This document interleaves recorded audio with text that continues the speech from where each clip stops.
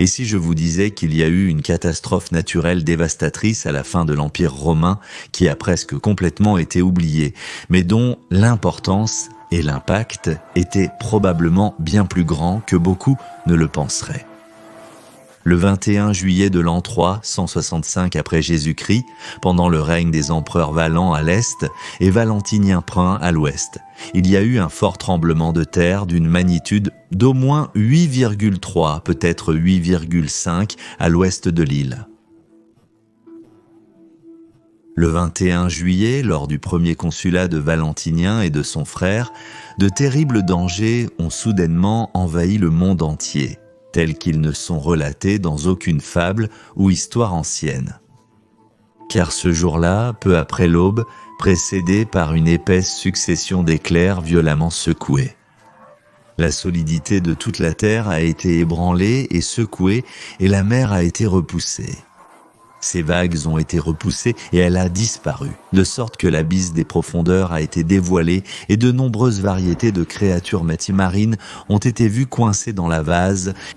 Les grands déserts de ces vallées et montagnes que la création même avait rejetés sous les vastes tourbillons, comme à ce moment-là, comme on le croyait, regardèrent les rayons du soleil. De nombreux navires étaient alors échoués, comme sur la terre ferme, et les gens se demandaient à volonté sur les maigres restes des eaux pour recueillir des poissons et autres dans leurs mains. Puis la mer, rugissante, comme si elle était insultée par son refus, se relève à son tour et à travers les bancs grouillants se jette violemment sur les îles et d'importants tracts du continent et aplatit d'innombrables bâtiments dans les villes où qu'ils se trouvent.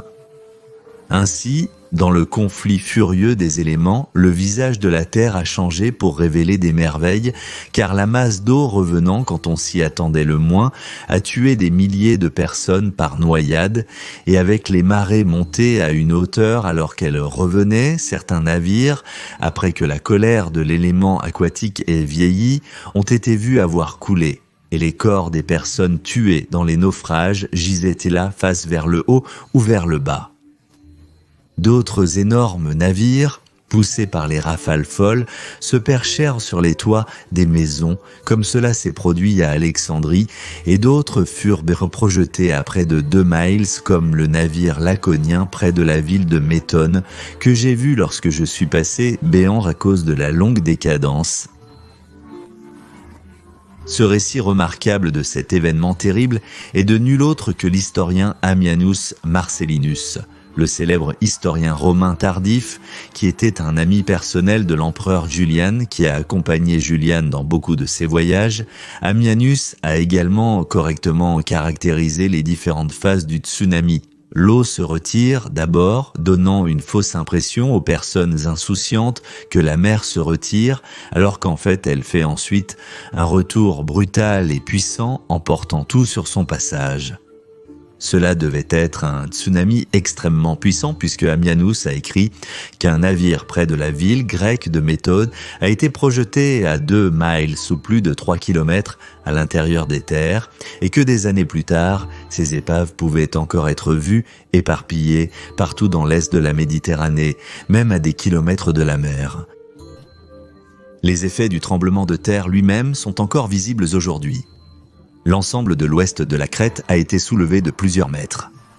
Par exemple, à 2 km à l'ouest de Paléokora en Crète, nous pouvons voir une plage surélevée, rehaussée d'environ 9 mètres, nous montrant des grottes marines qui étaient autrefois sous le niveau de la mer. Il existe de nombreux autres endroits à découvrir, par exemple de nombreux endroits sur l'île d'Antikythera, célèbre pour le mécanisme d'Antikythera qui a été trouvé dans une épave près de l'île. Et de nombreuses parties de cette île sont maintenant entre 1 et 2,7 mètres plus haut qu'elles ne l'étaient avant 365 après Jésus-Christ. Mais bien sûr, l'effet le plus dévastateur de ce tremblement de terre a été le tsunami massif qu'il a créé, qui a tué de nombreuses personnes et dévasté ou même complètement détruit de nombreuses villes dans la partie orientale de l'Afrique, en Égypte et au Levant, et bien sûr en Grèce elle-même, en particulier sur la péninsule du Péloponnèse, mais la destruction a déjà atteint jusqu'en Sicile, et en Calabre, et même jusqu'au nord, en Dalmatie, et bien sûr le sud de l'Asie mineure a également été affecté, tout comme l'ensemble de l'Égée. Cette simulation numérique montre l'impact qu'a eu le tsunami et les zones de la Méditerranée qui ont été touchées. Dans certaines zones, le tsunami a atteint une hauteur de 13 mètres. Il est difficile d'estimer combien de personnes sont mortes, mais cela doit être des dizaines de milliers. La ville d'Apollonia sert d'exemple pour illustrer les incroyables dégâts infligés aux nombreuses villes côtières par le gigantesque tsunami. Aujourd'hui, nous trouvons la ville à moitié submergée sous le niveau de la mer, en conséquence directe de cet événement en 365. La ville ne s'est jamais totalement remise de cet événement et cela s'est également produit avec de nombreuses autres villes. La plus grande ville de la région était Kyrène, qui avait été fondée par les Grecs en 631 avant JC, et elle aussi a dû subir d'énormes dégâts causés par le tsunami. Ammianus Marcellinus a décrit la ville comme ancienne mais déserte. Il était probablement dans cette région seulement quelques années après ce jour fatidique, et donc l'entendre parler d'une ville aussi grande étant déserte semble très drastique. Il a certainement exagéré pour un effet dramatique, mais il devait y avoir une part de vérité. Enfin, il y a la ville de Métone, spécifiquement mentionnée par Ammianus Marcellinus. Il a écrit qu'il a vu un navire laconien s'échouer près de la ville, apparemment emporté à une grande distance à l'intérieur des terres par un tsunami. Métone repose aujourd'hui principalement sous l'eau, un témoignage du tremblement de terre et du tsunami qui a suivi en 365. Et puis, bien sûr, nous devons également regarder Alexandrie, qui à cette époque était la plus grande de toutes les villes côtières d'Afrique, d'Égypte et du Levant. À Alexandrie, ce devait être particulièrement tragique. Ammianus a écrit que lorsque l'eau s'est retirée, des milliers de personnes sont venues sur le rivage pour voir ce spectacle étrange, voir les bateaux soudainement sur la terre ferme là où il y avait auparavant de l'eau, voir des poissons et d'autres créatures marines soudainement sur la terre ferme, et voir du sable là où, peu de temps avant, il y avait la mer. Mais lorsque les vagues sont revenues, cette fois beaucoup plus massives, des milliers de personnes se sont noyées et le tsunami a atteint des endroits assez élevés, renversé de nombreux bâtiments, murs et colonnes et causé des destructions dans de nombreuses parties de la ville. Combien de personnes sont mortes, nous ne savons pas exactement, mais compte tenu de la densité de population incroyablement élevée d'Alexandrie. En considérant cela, et le récit d'Ammianus de milliers de noyades, nous pouvons imaginer que malheureusement, beaucoup de personnes ont été tuées par l'assaut soudain de l'eau à Alexandrie. En fait, selon Ammianus et Sosomène, cet événement a dû être si brutal et dévastateur qu'encore au VIe siècle après JC, l'anniversaire de la catastrophe était toujours commémoré chaque année à Alexandrie comme une journée d'horreur. Bien sûr, la destruction sur la Crète elle-même a dû également être très sévère, mais là, elle a été plus causée par le tremblement de terre lui-même plutôt que par le tsunami. Une autre ville qui a beaucoup souffert du tsunami était Leptismania, la ville natale de l'empereur Septime Sévère. Elle aussi, comme la plupart des villes côtières en Tripolitaine et en Cyrénaïque, a subi de grands dommages à cause du tsunami. La ville avait déjà connu un déclin économique et démographique depuis la crise du IIIe siècle, mais le tsunami a encore accéléré ce déclin. Nous pouvons également clairement voir l'impact du tsunami de 365 après Jésus-Christ sur les cartes représentant la fin de l'Empire romain et la période des grandes migrations. Par exemple, je me suis toujours demandé, en regardant les cartes du royaume vandale, pourquoi il ne s'est jamais étendu plus à l'est et n'a jamais semblé englober les villes de la Tripolitaine orientale, et pourquoi il y avait cette étrange étendue de terre de personnes entre l'Empire romain oriental et le royaume vandale.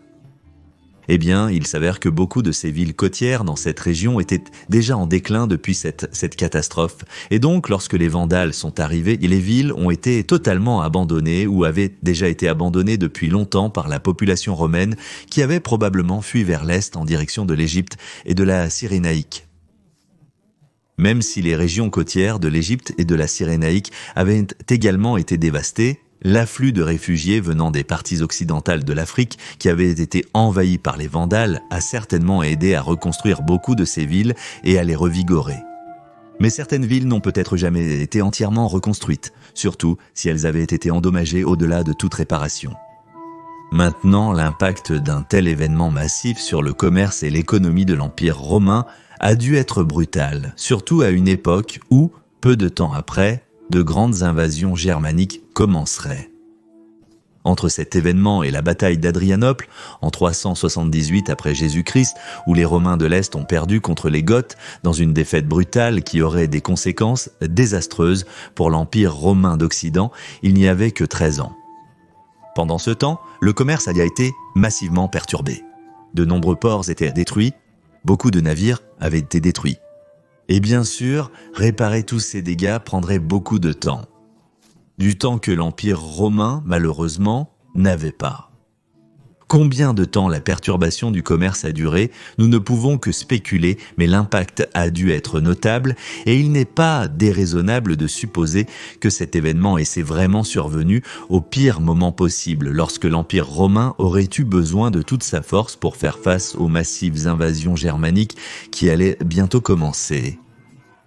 Il faut également noter que l'événement a été vu par les païens comme une punition des dieux pour la mort de l'empereur Julian. Et cela aurait pu exacerber encore plus la polarisation croissante de l'Empire romain tardif, due à l'essor du christianisme et à l'intolérance religieuse croissante qui avait commencé sous les fils de Constantin. Donc, en plus d'un impact direct à travers des villes détruites et de nombreuses personnes mortes et un commerce perturbé, cet événement aurait également pu augmenter la polarisation et les conflits religieux. Par conséquent, il est assez clair de dire que ce désastre n'a certainement pas affecté l'Empire romain tardif de manière positive et aurait pu contribuer à son déclin. En raison du timing incroyablement mauvais de cet événement, beaucoup pensent en réalité qu'il y a eu une série de tremblements de terre entre 350 et 450 après Jésus-Christ qui se sont confondus en un seul événement. Et en effet, de nombreux endroits montrent des dommages répétés causés par plusieurs tremblements de terre et inondations. Donc, s'il y avait eu plusieurs événements qui avaient causé la destruction des villes côtières pendant cette période pivot de 100 ans de la Grande Migration, eh bien, cela aurait été un facteur supplémentaire et probablement assez oublié qui n'était certainement pas bon pour l'Empire romain. Et pendant cette période cruciale où il aurait eu besoin que les choses se passent bien pour une fois, et donc nous voyons que les catastrophes naturelles peuvent vraiment causer beaucoup de dommages et le tsunami de 365 après Jésus-Christ ne doit certainement pas être oublié comme un facteur contributif brutal au déclin de l'Empire romain. J'espère que vous avez aimé cette vidéo. Si c'est le cas, veuillez envisager de soutenir cette chaîne via Patreon ou via une adhésion YouTube car c'est votre soutien qui rend cette chaîne possible. Je vous en serai très reconnaissant. Un grand merci à notre nouveau supporter Kaiser, Carlitox Radowitzki. Merci beaucoup Carlitox Radowitzki pour avoir soutenu Majorianus de manière si généreuse. Majorian serait fier. Je remercie tous ceux qui soutiennent Majorianus. Vous êtes incroyables. Et si vous voulez en savoir plus sur comment les tremblements de terre ont détruit l'ancienne Rome, vous pouvez regarder cette vidéo dans le coin supérieur droit. Mais si vous voulez en savoir plus sur comment le changement climatique a négativement affecté l'Empire romain, vous pouvez regarder l'autre vidéo dans le coin inférieur droit. Je dis encore merci à tous les amis de l'histoire romaine, Gratias Tibiago,